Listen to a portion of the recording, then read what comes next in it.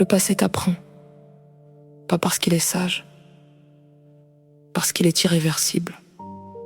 Une fois qu'un événement s'est produit, il devient impossible de le corriger, impossible de le négocier, impossible de le réécrire. Et c'est précisément pour cela que le passé est un professeur redoutable. Il ne parle pas avec des conseils, il parle avec des conséquences. Sur le moment, la vie paraît chaotique. Des rencontres imprévues, des promesses, des absences, des ruptures. Tout semble désordonné. Mais le recul agit comme un microscope.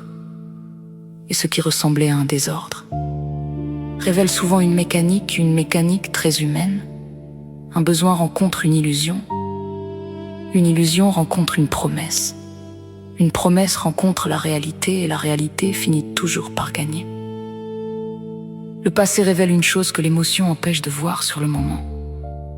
Les humains prennent rarement leurs décisions avec lucidité. Ils décident avec leurs besoins.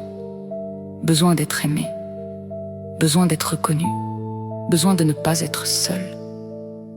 Et ces besoins déforment la perception.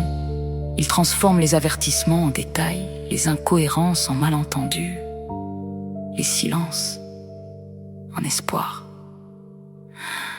Pourtant, les signes existent presque toujours.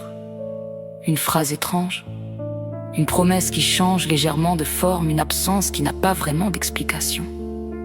Sur le moment, ces éléments paraissent insignifiants, mais le passé les rassemble, et quand on observe l'ensemble, une conclusion apparaît.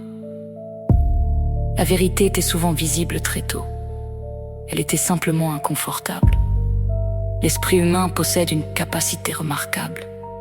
Il peut reconnaître un signal et décider consciemment de l'ignorer.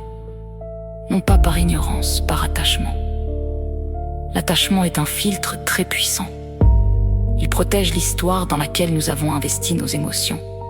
Et plus l'investissement est grand, plus la réalité devient difficile à accepter. Alors l'esprit négocie avec l'évidence.